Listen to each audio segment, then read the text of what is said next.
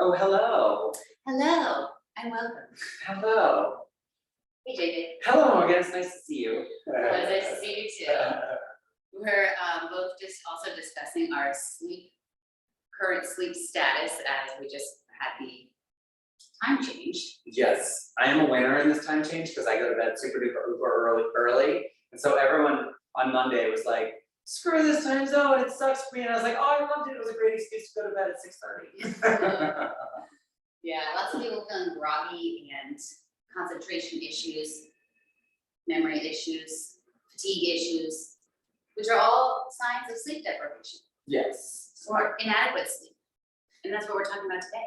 Yeah, so I figured we would talk, Morgan and I were just discussing this before. There's like so much over the last couple of years that what she and I, like both personally and with our clients, have been working on towards like sleep health, sleep hygiene, and just overall, and how it integrates to overall sanity and wellness. And we kind of promised ourselves like we could talk forever about like the problem, but we kind of agreed we're gonna like talk about the problem a little bit, scare the living bejesus out of people. No, like, you know, if you're listening to this, if you're watching this, obviously you're aware of like sleep being an issue, but we do think it's important to like high level it, talk a little bit about like what the actual like impact is of negative sleep and sleep deprivation and what it does to the body and the brain, so that one can identify and answer the question like, do I have bad sleep hygiene? Am I sleep deprived?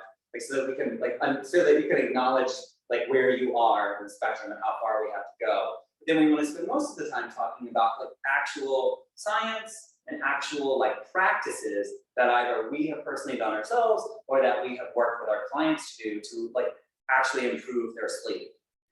So my hope is that anybody who's listening to this is like obviously interested in improving their sleep. So my hope is that you get one or two like actual things that you can try and that works for your lifestyle, that works for your sleep style, that you can try that actually has some positive increase in your sleep, either quality and or quantity. Does that make sense? Yeah, Okay. that's great. All right. So and if you get nothing else from today from me, my suggestion, and much of what we're going to talk about comes from this book called Why We Sleep. It's by Dr. Matthew Walker. He is a big bookabaloo out in Berkeley, and he's been gathering the latest sleep science for like 30 years out in Berkeley. He's British and he's a little sassy, so it's actually a really good, interesting read.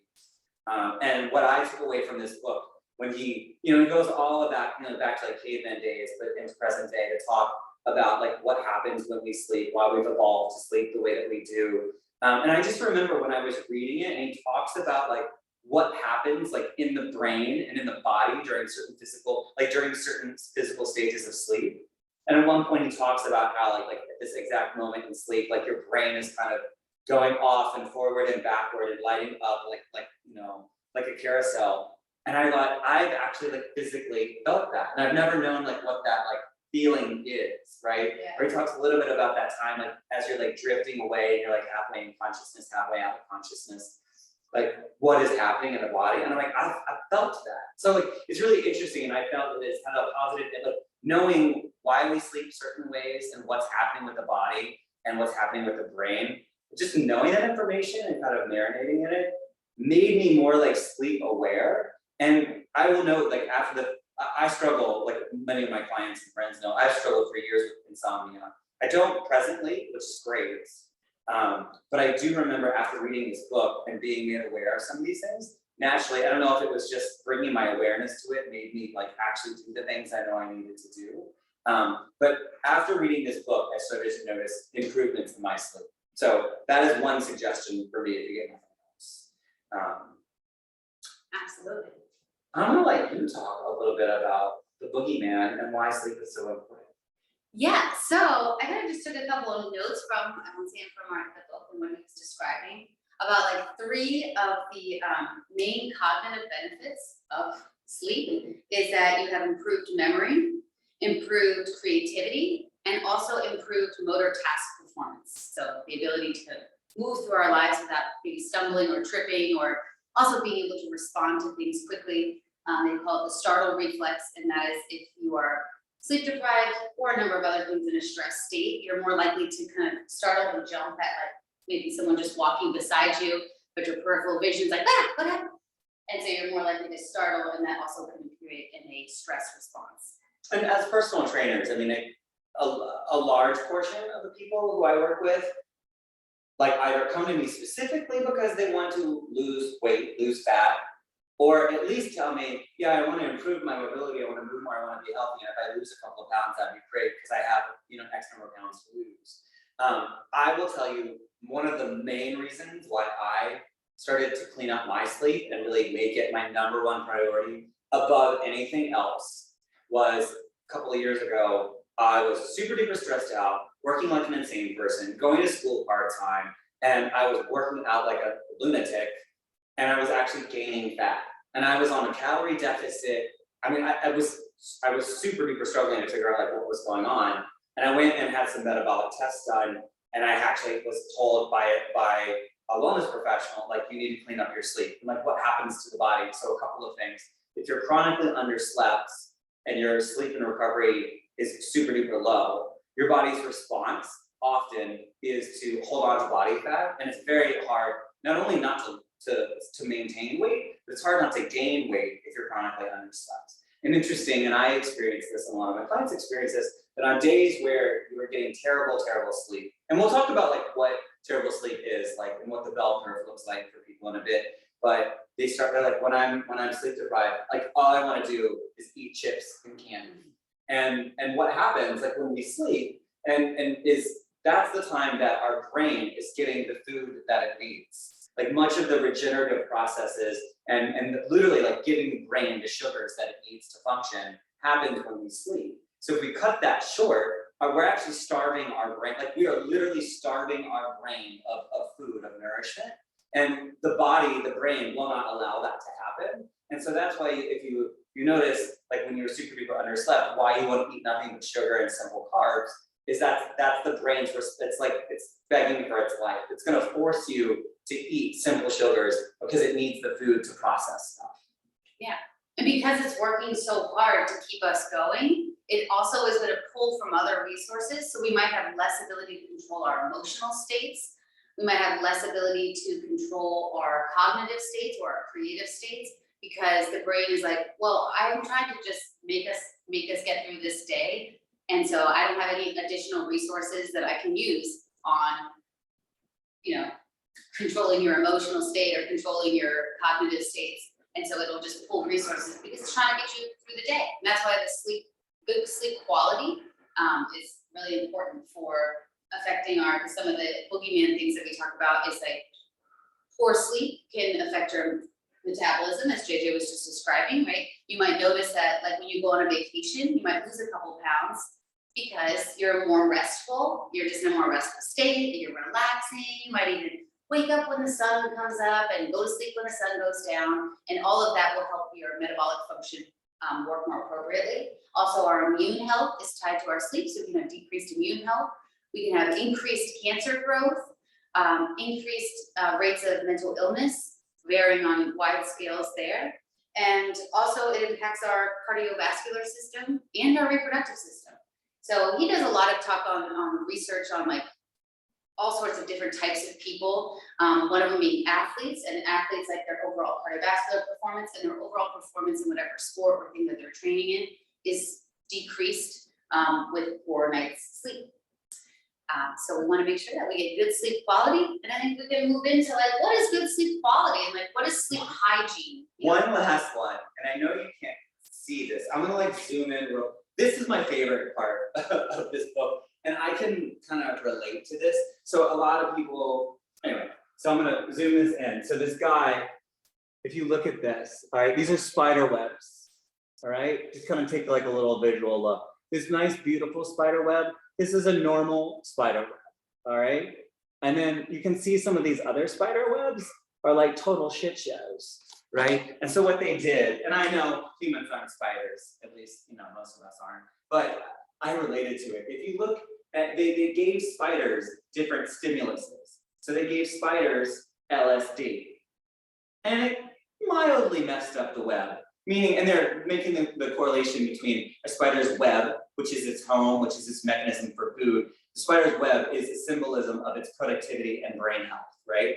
You know, you give a spider LSD, not too much interruption in the spider web, right? You give a spider speed, okay, a little bit more, but still looks pretty good. You give a spider marijuana, and it totally kind of looks crappy. You give a spider caffeine, which many of us use, and it's like totally degraded, doesn't even look like a spider web. And then you sleep deprive a spider, which I don't know how they managed to do that. And there's like no web at all. It's like garbage. So like the lack of sleep being the most symbolic of the most disruption to our overall productivity and our ability to take care of ourselves, feed ourselves, and all those fundamental things. So whenever I kind of think about the importance of sleep, I love this picture. It's just a nice reminder. Yeah, it's spiders. Okay, so Yeah. sleep deprived your spider, if you want to do that at home. So boogie boogie, let's talk about like solutions now. We talked about the problem, like let's talk about some solutions that are working for us or for folks that we're working with. Absolutely. I mean, so with the term that is commonly used, not only in this book, but in current day literature, is talks about sleep hygiene. And just like we learn how to like brush our hair, clean our face, brush our teeth, take a shower, and all these different things to keep ourselves hygienically clean, we also want to do the same type of thing for our sleep. So by kind of simple things of just like being aware of our sleep environment is a great place to start in making adjustments to our sleep. So one of them being, as I was mentioning to JJ in the start, that my favorite introduction that I got years ago were blackout curtains. I used an eye mask for a long time, but I just found blackout curtains great because it completely blocked all the light in my room, because I was also street facing, so a lot of light pollution was coming in. And as I mentioned maybe on my last webinar on vision, how someone can have thinner eyelids, and thus the light can penetrate through your eyes, right, even if they're closed at night. So whether it be maybe experimenting with a eye mask or getting yourself some a blackout curtain. I was like looking because JJ has a really cute little eye mask. I have one from with the his Olympics earplugs. with earplugs. I would actually put in, I love this especially because I have blackout shades too. We'll talk a little bit about napping, because, well, I'll talk about it now actually. If you, I want to briefly back up, so put a pin in it and don't let me get too far. Okay. But in terms of like sleep, sometimes a lot of clients will say, no, I'm good on 6 hours. I'm good on 4 hours. I know me, I know my body, I can get by on 4 hours. And I'm like, maybe. In general though, there is a bell curve, right? Like so many things are. And right in the middle, the reason that most people know 8 hours of sleep is like, your bread and butter, is because most of the population fall right in that middle curve, right? Like most people can be assured that they need 8 hours. There are a few, percentage of folks on the upper end who actually sucks for them, need like 9 or 10 hours. Mm-hmm. You do need more as a child, but we're talking about adults now. So some people actually you ever have like that lazy friend and you're like, God, you sleep like so much. You're like, I know, but I need it. Some people actually, Might not be lazy. they might not be, they literally need to be Like, right, program they need that that amount of sleep. And then some do on the back end need more like 7. 6 is like where the bell curve ends. Yeah. Since people would say like, I get by on 4 hours, you were legit just getting by. You might legit need only 6 or 7, but most people fall in that 8, Yeah. right? And most people know, like, all right, so if I'm, we're just for simplicity's sake, say mine is 8 or yours is 8, right? And let's say last night you got 7 hours of sleep, right? Then you have a 1 hour sleep debt that you need to, in order to get right the next day, you actually have to repay that sleep debt by either, and I'm oversimplifying a little bit, but by either this night, the night after, getting 9 hours, or taking a 1 hour nap and a normal 8 hours of sleep again.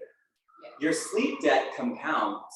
So if you're chronically getting like shaving 1 or 2 hours off your sleep need without making up for it in a nap, like you're just further building up that sleep debt, which is why some people, fly at like 6 hours or 6 hours of sleep during the week, and then they ultimately end up taking like 12 hours to make up, Yeah. right? And that's kind of no way to live. And Morgan and I were talking earlier, like taking naps is a good like Band-Aid strategy. What would, or then making up that sleep debt on a Saturday and sleeping like 12 hours. That's better than going around without paying back that sleep debt. But ultimately, what is healthier for your body and your brain function would be to get on a system, like getting like what the body wants is optimal sleep, which is the same.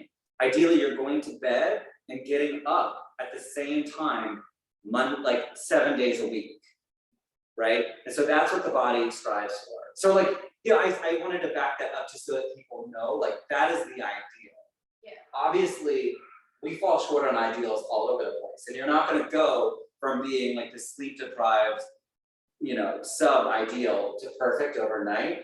It's taken me 2 years to get close to ideal, right? So it takes a while, but I do think people need to know that, like, that's what it is. So most people need 8 hours of sleep, and what's best is to just get that consistently by going to bed the same time and getting up the same time.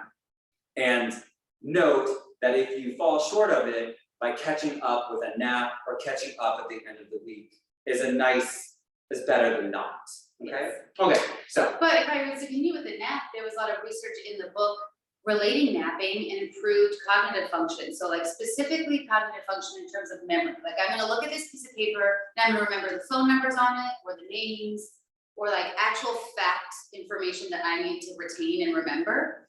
Slightly different than like motor movements, like I'm trying to learn a skill like to shoot a basketball or to do an exercise skill. Both just different research, but both also showed that when you take a nap, they were giving patients varying nap times, like below 90 minutes was around the number. So, but even up to like a 30-minute or 15-minute nap, patients were experiencing increased rates of cognitive function, ability to recall on tests from previous mention, and also improved skill performance as well. That also correlated with, they linked that up to just overall quality night's sleep. So if you are getting your 8 hours, say you were to read some information that you needed to retain, then you went to Sleepify, and then your brain does all this like cleaning, recycling, integrating, pulling information from the front part of your brain, putting it into the back, kind of like that carousel where it's spinning and cleaning and moving things around. And then when they were awakened the next day, able to perform their task or retain cognitive information. And he also like kind of linked up and told a story about a pianist who came and saw him at one of his lectures and told him a story about how he could be working on a piece and get stuck in like one section of that piece and just like not be able to get his fingers to move that certain way, or just like really struggle with it. And then he would leave it, go to sleep, wake up the next day, and then he would play it without even trying. And he talks about that was like a really pivotal moment in his life where he recognized that it's not just like practice makes perfect, but it's like practicing with good sleep can make perfect. Also that, we can break that saying up in a lot of different ways of like, we also want to practice good quality and all this kinds of stuff. But the importance of like naps can not just be used for like sleep debt, but if you had a big event or something that you needed to perform really well in, you might take a little nap before the event. Obviously you want enough time to be able to get up and kind of get yourself going again. But it can be a tool that you can use also for improved brain function. I use having it, so I fell into this habit, stress, anxiety, whatever, where I would wake up. It started at like midnight. I would wake up at midnight for the day. So by the time I actually started my day at 6, I was already exhausted, right? And then I slowly got it to like 1 a.m., 2 a.m., and then it stuck there. Like I would get up at 2:30. All my clients would expect texts from me like 2:30 a.m. It's ridiculous. And so I needed naps from like 2 to 4. I needed a 2-hour nap to pay back. I also go to bed at like 7:30 to pay back that debt every day. And after a while, I was like, this is it. Like this is just my life. I sleep 6 hours, 5 to 6 hours, and then I take a 2-hour nap. And that did work for me for about a year. And then I finally was like, all right, phase 2. I want to be amongst the living. I was tired of taking a nap every day from 2:30 to 4:30 and not being able to like do things like go with the. So we'll talk about some of the tips. Maureen already started talking about one. I actually do use these guys now. But I did want to talk about something personally because I thought it was really funny that my partner and I don't think you wouldn't mind me talking about this.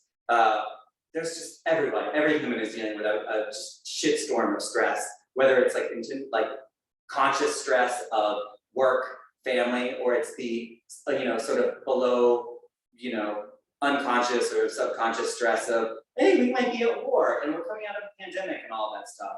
But my partner also struggles with the same sleep stuff as I do, not quite as bad. And we both slept great last night. We went to bed at like 8, we got up at 5, we were like, yeah, and like we literally said like, oh, like this feels so great, this is awesome, but oh, we should be really grateful for this because like there's no problems right now. And literally as I'm walking up the door, a big problem, seemingly big problem hit, where like one of our paychecks was off by like a ridiculous amount of money, and it like we're like trying to like triage it as we're running, and like we're just like, oh no, now we're like, we just thought we had this big debt now, this big financial problem. And by the time I had got to work, which as I was talking, my house was right there, my partner had figured out the problem and it's no big deal, it's just a one-time issue, it's already fixed. And he literally wrote me this, he said, thank God I got decent sleep. I feel so much better in being able to handle stuff like this morning, and it's all gonna be fine. I'm just glad that we're healthy and that we have the money to take care of things as this stuff pops up. And it's all because I got a good night's sleep. Yeah. Like so that's just like, and I was like, do you know I'm doing a sleep workshop today? Like, what a great commercial for it. So anyway, okay, so we talked about. Well, we talked about reducing light. Another part of sleep hygiene is reducing noise. So also in Gina's bag is earplugs. So finding the right earplugs for you, there's all different types of ones, but it can also be maybe picking a room in your house that's a little quieter, or some people do use sound machines. It can reduce the noise from outside and kind of just create a hum within the room. But once again, kind of reducing the noise to the best of your ability, so that way you're in a quiet space. So we have light, we have noise, and then we also have temperature. So keeping a room at a cooler temperature, I believe it's around 67, 68-ish, is the recommended. But once again, like everyone finding what's right for them. As always, I want any of these tools, like as we move through life, maybe you need to spend a year taking a nap for 2 hours and then you transition into something else. And so taking these tools and applying them to your life as appropriate is something I as a gift to people. It's just like, you don't have to do all these things all at once. It's an evolution and finding what works for you right now. So if you are sleeping in a really cold room or a really warm room and whatever makes you comfortable, it's also about making sure that you feel rested and that you're getting good quality. If you do use the earplugs, because I use them, you need a really loud alarm clock. Because ultimately, like, it's gonna be great. You're gonna be like, oh, I'm sleeping so good now. And I've noticed that if I have my standard alarm, it takes me like 10 minutes before it penetrates into my dream and actually wakes me up. And so my clients, I'm never late. Yeah. And the only times I've been late is when I've been using my headphones or my earplugs. So I had to get a louder alarm clock for when I do that. Yeah. I think one of the most powerful things that Morgan can probably, so I'm gonna start it and then you fix me if I like, because she's one of the more knowledgeable. She actually taught me about this. And I've talked to my clients about it. LED devices, so iPhones, iPads, laptops, right? Anything that emits LED. It's blue light, right? Blue light goes into your eye, and this is where I lose a little bit of the science, but I just know instant stress, chronic stress, right? So we're spending so much time like having LED light go into our eyeballs. And I always make this quote, like whether you are looking at, $1,000 bill you weren't expecting, or a shitstorm email from your boss saying that you screwed something up and you're gonna lose your job, or you're looking at your nephew's, bar mitzvah, or you're looking at cat videos, which is what we're doing. Yeah. So regardless of the content, you're still getting that same stimulus to your central nervous system. Mm-hmm. So similar to stress, right? It's just low level stress. It's coming in at us like all the time. So one of the best strategies, I had a client who just had terrible sleep spell, and Morgan actually suggested this. 2 things: getting LED blocking light glasses, mm-hmm. right? So they're called LED blocking glasses. So wearing those throughout the day, but specifically wearing those in the period of time before you go to bed, like 60, if you're like most folks laying on your sofa the hour before bed, most folks are watching TV and scrolling. And like Peter, my partner, he loves scrolling before bed. He's like looking at pictures of you and that's his, Yeah. it's his joy, he loves it, Yeah, right? And so, fine, put the LED blocking glasses on, or what my clients have done when they're really sleep deprived, is we'll say, okay, 30 to 60 minute blackout. Before bed, put the devices away, turn them off. Cause I know if I just put my phone away and I say I'm not gonna look at that anymore, 5 minutes later my hand is going towards it. It's a compulsion. Like I'm addicted to my phone just like anybody else. But the 30 to 60 minutes before bedtime, before lights out, shutting them down, and don't put those LEDs into your eyes, particularly if you're the type of person that has trouble falling asleep, right? Kind of, most people fall into one or two categories if you have sleep issues. You can't fall asleep at all, but then when you finally do, you can sleep like a baby as long as you want to. Or like me, I fall asleep like that, like I'm out, but then I wake up early and I have to like go back to bed and force myself to go back to bed. yeah, Okay, so my biggest, like I've had multiple clients do this over the last few years, blackout, 30 minutes or 60 minutes before you know it's time to go to bed. I use, in the time building up to that, using the LED glasses, and then even taking the glasses off and putting the phone down and powering the device off. Okay. or airplane mode or Yeah. something like that. But that all can tie into like a sleep routine before bed. So they talk about this too in the book as a tool to like get yourself better sleep quality, is to have a sleep routine. So that might be, an hour before bed, I start putting my electronics away. I start going into my room and maybe I'm like checking the temperature. I might do some breathing. I might have a cup of tea, like chamomile tea, or essentially anything too that might help calm your system down. They also recommended if you do have trouble sleeping is taking a warm or hot shower or bath before bed, because that will increase the temperature, bring the heat to the surface of the skin, and naturally help cool your core temperature, so that way you can, your nervous system is in a better spot to get sleep. But all of that packed into a nice little package of sleep routine.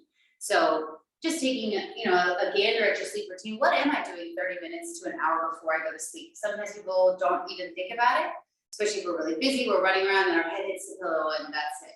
Versus, I'm gonna spend a couple minutes, and maybe in the beginning it's only 5 minutes, or then you build on it 10, 15, 20, where you start preparing your body, calming your nervous system, whatever works for you. Maybe it's a meditation, maybe it's a warm shower, maybe it's a cup of tea, maybe it's the act of putting things outside of your rooms. Oftentimes people will leave their phones or something outside of their room. You can get like an old school alarm clock. So that way you don't have to worry about being distracted by your phone and having it close to you as well. Once again, modifying that sleep routine as best as you need. And you can also take into consideration sleep hygiene as a part of that. So it might be like, I'm gonna start pulling my blackout curtains, or I'm gonna start reducing the temperature of the room, or different things like that to prepare for it. I've been using meditation as one of those things. I know I've got good friends that suggest it. I know it. In fact, I use a fitness tracker that has, anyway, where I can input like when I meditate. And at one point I was doing a pretty good job of it. And it would tell me, over like the last 60 days, you've meditated like 10 times. On those days, it tells you like your sleep score is 10% better. Yeah.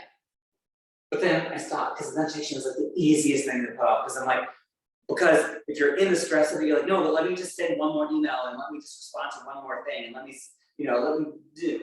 But like, so now I'm like, all right, I've got like my goal is I've got to meditate 1 to 5 minutes a day. Yeah. And I started doing it. I have Headspace is this great app. They have tons of guided meditations. They literally have a 1 minute one. I did one, I laid on my floor for 1 minute yesterday, right? Yeah. But I do like the 5 minute before bed one. Because it's like, same deal, like so many of us are like running around doing so many things, and like, I've noticed, particularly if you notice you're the type of person, like if you have pain in your neck or shoulders, right? Like I was sleeping and I'm like, why am I like this? I can't, And all of this is life. This is like war, this is Trump, this is coronavirus, this is LEDs.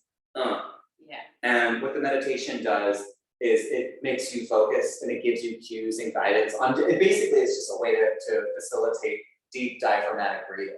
Yeah. And letting go of all the things that you've been thinking about.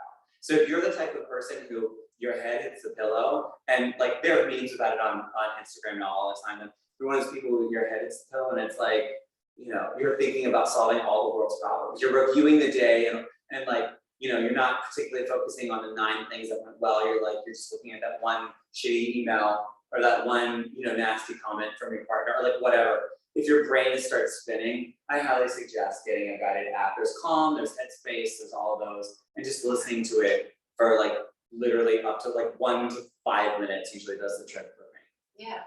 And that too can correlate, they have some as well that would be like body scans, because oftentimes too, like Jada was talking about with tension in the body, we can start to hold muscular tension throughout our day, and we don't essentially cognitively take a moment to recognize that we're holding a lot of tension in our body.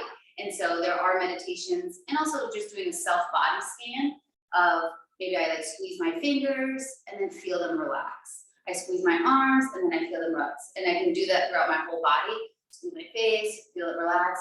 And that way you can start also practicing releasing tension from your muscles as well. Squeeze your cat. Squeeze your kitty cat, meow. And then too, or like that's why maybe having a little yoga routine, a very gentle, sleep nourishing stretch or yoga routine before bed can also be a part of a sleep routine as a way to release physical tension from the body to prepare yourself for sleep. It just jumped to mind. Want to make sure we can interject here and talk a little bit about like sleep aids, right? Like, I don't know, Ambien. Right, he has a whole chapter on sleeping pills. Yeah, and so I want to briefly pause on like the tips and solutions. So just to recap, we talked about, you know, blackout or LED blocking glasses. We talked about meditation right before bed. We talked about sleep hygiene, which means like, you know, blackout shades or temperature check, or there's noise check, white noise machines, all of those things.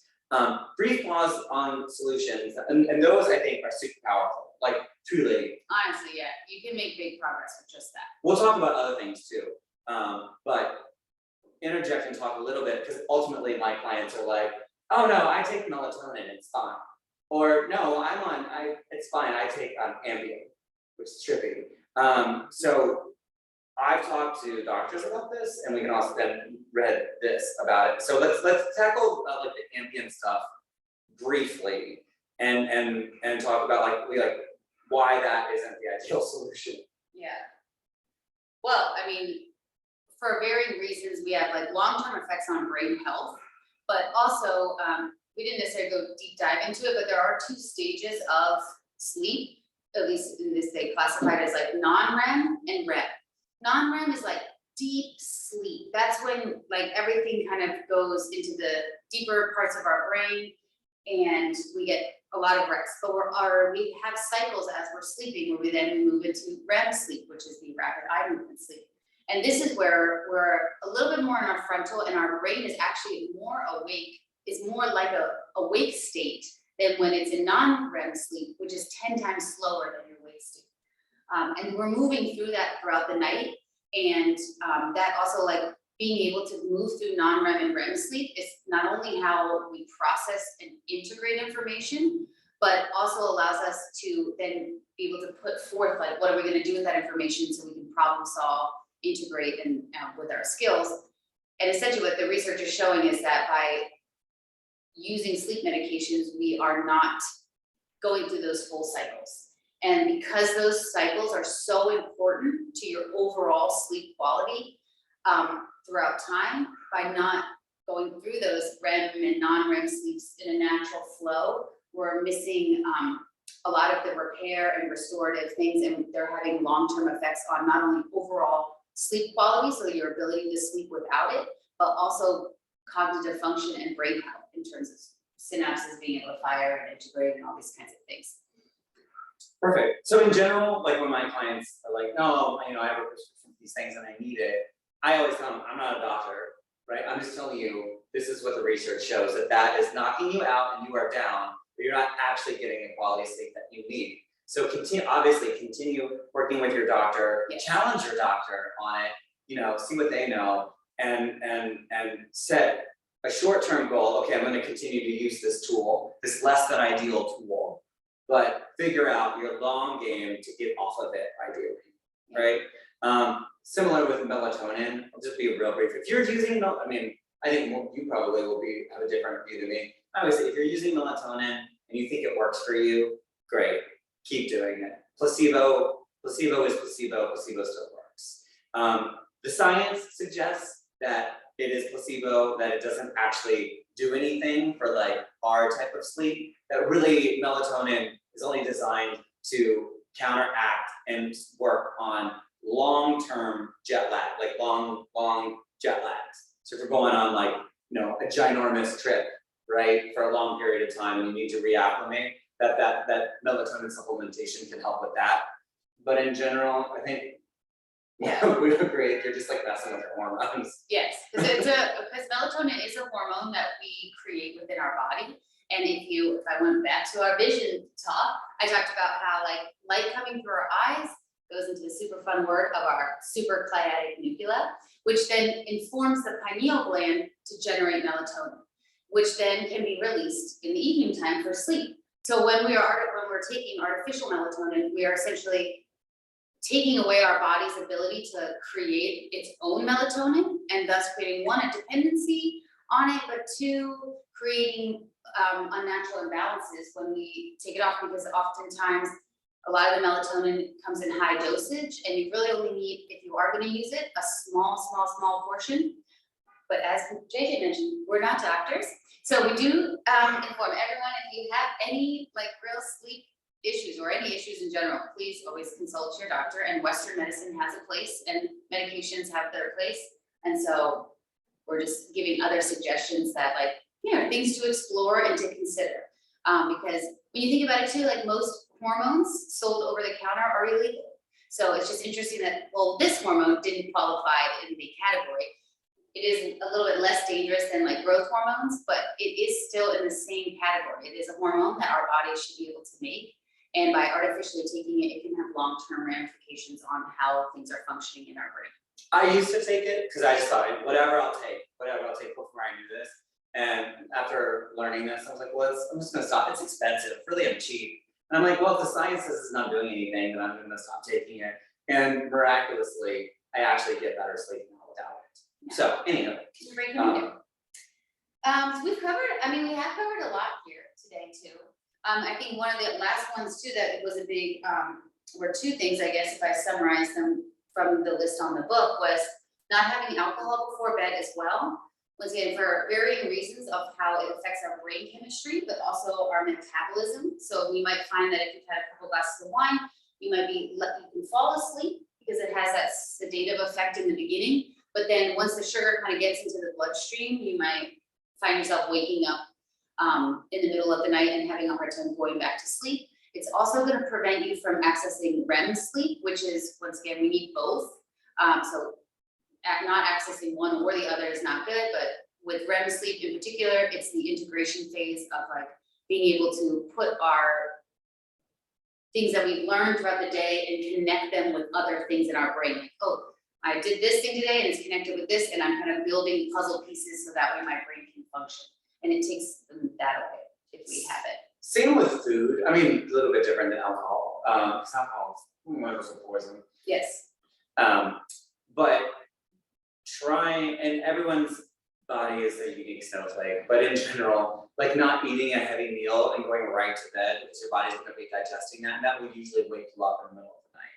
Same with drinking, like obviously be hydrated, drink lots of water, please. But in general, like I try to like I have water with dinner, or I'll have like whatever I'm drinking with dinner. And then I try to make sure that I'm having dinner at least like 90 minutes. Now I'm crazy, I go to bed at 7:30. And so we eat dinner at 5:30, right? And then if I'm thirsty, I'll have a sip of water, but I'm not like actively drinking water or anything like in the 2 to 3 hours before bed.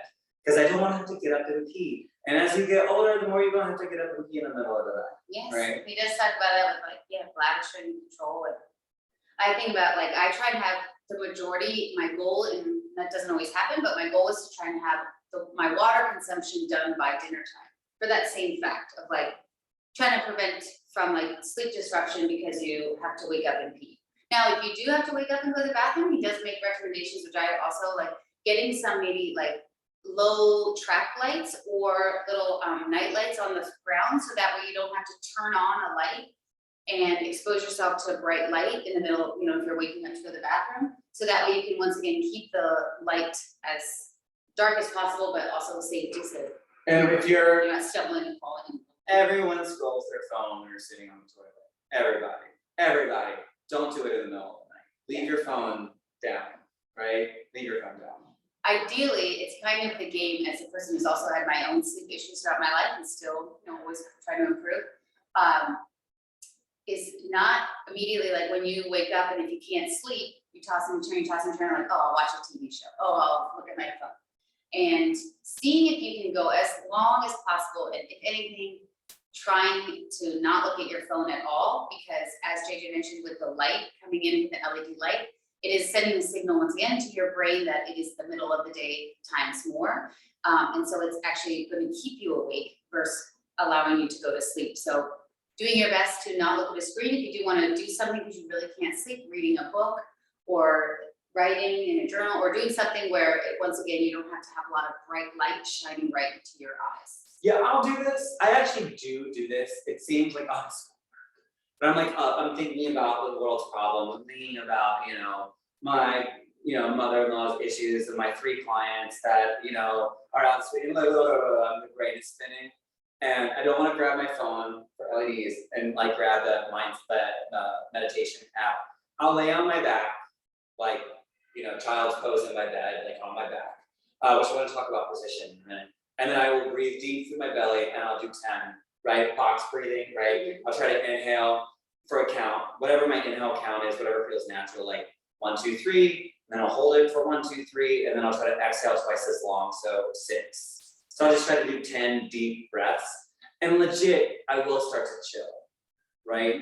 And ideally, like Morgan said, like I try to stay down in bed for like at least like another hour before, because I used to just get up and I'd be exhausted. And many times I can actually fall back asleep and get a couple more hours by just focusing on breathing. Yeah. And I just tell myself when it's happening, like don't get up, that this is time. I had a friend tell me once when I was struggling with sleep, he's like, JJ, everyone deserves sleep. I mean, I'm crazy. And I remind myself of that, you deserve good sleep, right? Whatever issue that's spinning in your head, my partner Peters does this now too. Like he has a lot of stuff going on and he'll say, Peter, now is not the time for this. Now is the time to sleep. Or mine is, I hear my friend, JJ, everyone deserves to sleep. So I tell myself, now is not the time for this. There's time for this later when it is time to get up. Just focus on your breath. And at worst, I'm gonna lay there with my eyes closed and just practice stillness, practice deep breathing, try to get my stress level down, right? Try to breathe through the belly. And while that's not sleep, that's still rest. Still rest. So And you're practicing meditation. You know that. Yeah. Not even guided, self-guided. Yeah, and it works. It Yeah. definitely does help. You know, not always perfect. Any breathing, but yeah, 1 to 2 ratio is a really simple ratio. Like inhale for 3, exhale for 6, inhale for 4, exhale for 8. Anytime you're gonna exhale longer, once again, will activate a more rest and digest nervous system. And so, but any breathing awareness, just lying in bed and breathing can be helpful. Yeah, breathing awareness to your body just tricks your brain to stop worrying about all the shit you can't control right now, right? One thing I do want to talk about is wearables. A lot of clients ask me like, what kind of all right, like me, many of my clients, and my partner, we are like kind of competitive, not with each other, but also like with ourselves. We love data, and I used to wear a Fitbit. So if you want, I'll send anyone on my website. If you go to my website and Google in the search box wearables, you'll see I did a long post of different trackable devices, right? But in like Fitbit is one if you just want something simple. Fitbit will give you a sleep score. I like scores. I was a little ass kisser in high school and college. I was all about that GPA, and I want an A. I want an A, right? And so since since having different wearables, I've had a Fitbit over the years, I've had an iWatch or an Apple Watch. I really like a Whoop tracker, WHOOP. I won't go too much into it, but it gives a very, based off of my heart rate data, it's on my wrist at all times. It knows how much activity I've had, how hard I've worked working out. It knows how many calories I've burned. It knows what my core temperature is. It knows what my heart rate variability is. Based off of all that fun stuff and based off of how much I slept last night, whether I napped, whatever, it knows how much sleep I need.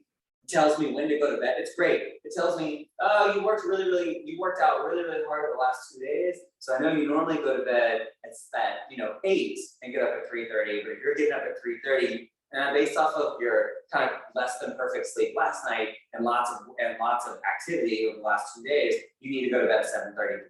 I love that. Tell me what to do. Like, tell me what to do and I'll do it, right? And I love waking up in the morning, knowing that I've got a good night's sleep and opening my Whoop app once I've woken up and I'm like, okay, I'm up, and processing my sleep. I love it. It gives you a score out of 100. And I love when you get a couple of hundreds. It tells you that you're getting optimum sleep, like peak sleep performance. That shit works on me.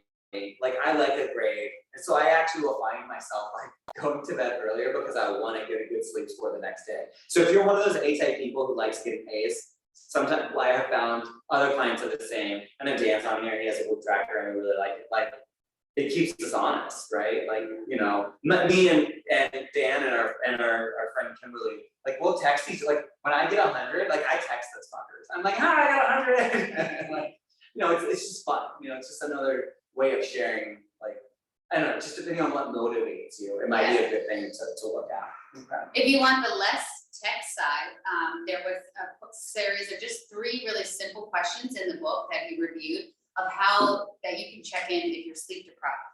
And the questions are, if you didn't set an alarm, would you wake up at that time? Do you need coffee to function, or caffeine in any form, caffeine to function before noon? And do you find yourself rereading material, essentially saying, do you find yourself like having focus and attention issues? So those 3 questions he uses to check in, like, as a non-technical, but just like manual check-in with yourself to see, like, do I have good sleep quality? So am I able to wake up without an alarm at the time I want to? Am I able to function without caffeine before noon? And am I able to focus on the tasks throughout my day? Or do I find myself rereading an email over and over again because my concentration issues are low? And so those were his 3 main keys of, like, if you are answering yes to all of those, then you might have some sleep deficiencies that you can work on. Excellent. And one last one, this is like related, but often people have asked me over the years, what's the best position for sleeping, like air quotes best. This is one that's like super hard to change, right? And so if you want this article, if you just Google, or if you just search for like sleep on my website, there's a full article that explains with like lots of sources. So I'm just gonna like briefly expose folks to it. Best is sleeping on your back, like a vampire. Those people are crazy. Very few people can actually do this. I think it's something like 3% of the population can do it. But if you're curious, sleeping on your back is the best, unless you snore real loud or have sleep apnea. Next, what's better, but not perfect, but the next best is sleeping on your side, but ideally on your left side. Lots of like reasons for this, particularly if you're pregnant, but if you're just a normal human, not pregnant, sleeping on your left side, in short, it's better for digestion, right? So your organs are just in a better position than sleeping on your right. So if you're like, well, I am a side sleeper, and then like try tonight, go to bed on your left side, right? If you're trying, like, just like little things to like tweak in the better direction. Besides that, the fetal position, right? So, both knees bent. I always caveat, you want to try to have symmetry in your body. So if you're one of these people who like sleeps with one arm here and one arm up like that, try to pull so that both arms are doing the same thing. Or if you're one of those people who sleeps with one leg up, try to put a pillow between your knees, right? And symmetry, right? That's not so much for like optimum sleep health. That's just to not be a broken joint person, right? That's just for your body's sake. And then the worst sleep is sleeping on your belly, on your stomach. which my partner is, and he's just like, no, this is how I sleep, and I'm like, okay. Yeah. Mm. That's what it is. He tries to at night, hooks my foot, so I sleep in fetal, right? Mhm. And he hooks my foot and pulls it over. Mm. Like just like for, it's just Yeah. we've always done it, but luckily he falls asleep real fast, and I hear him, he twitches. He'll never watch, if you know Peter, don't tell him I'm telling all this. And he like twitches, and I know that means he's fallen asleep, and I just unhook, and then I switch to my left side. You need a bigger king size Yeah. bed. Do the drop, California kid. do the drop and roll. Yeah. So those are the big ones that I wanted to talk about, just making sure folks know, like, actually, like, how should I put my body in bed, right? So left side, fetal position, those are like, or on your back, like those are your best options. Putting down devices 30 to 60 minutes before bed and using LED blocking glasses in the front time building up to bed that you are looking at your device. And that what has worked for me is tracker. I really like that. Yeah. We covered so much today. Hopefully everyone's gonna be sleeping their best sleep life after this. But shall we open it up if anyone has any questions or comments?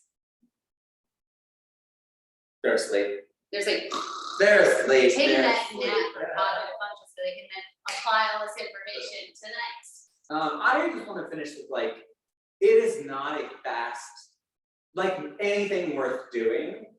It's the same thing as like going to the gym.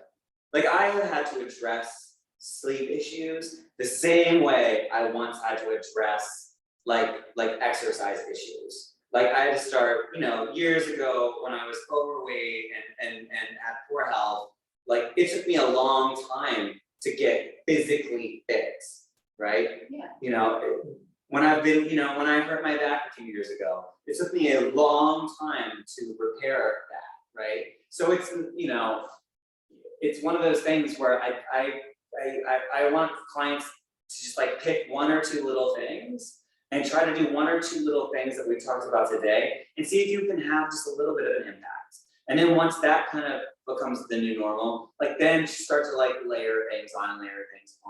Try not to do that thing that so many of us do, like, oh, I'm gonna eat right, and you just throw out all the cookies and you buy all the kale, and then that shit lasts 2 days, and then you're back at McDonald's. Like, try to make it manageable and something that you can actually do and like build habits over time so that you're slowly inching towards your best outcome, like your best sleep, right? And that's what's worked for us. And then like Deanne and Kim will talk about this too, like I'll get like 3 perfect sleep scores, and then all of a sudden I'll be like, get an F. And I have no explanation as to why it happened. I'm like, oh, so just know it's not gonna be like a linear improvement. It will look great, and then some stressful shit will happen, and then okay, then I'll go on vacation and it'll be great, and then I'll take a new job and it'll be like this. So as long as your slope is trending towards the up, just like with interventions in terms of like movement and exercise, or interventions to put on nutrition, don't get discouraged right away and then just ultimately just be like, well then I'm not gonna do anything.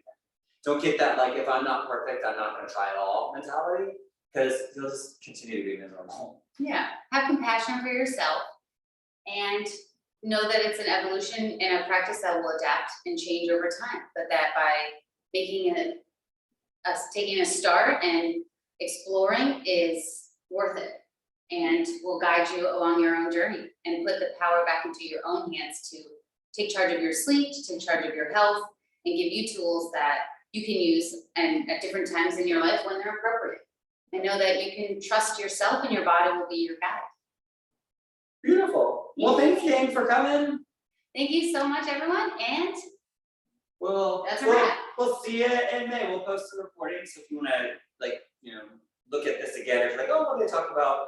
You can always email either of us, and we'll try to keep doing these like every so often and just build our wellness library so folks have exposure and like practical stuff that you can do to just keep being well. Yeah, you can go back and listen to this again in years to come, and it'll still be applicable information. All right, thanks everybody. Bye.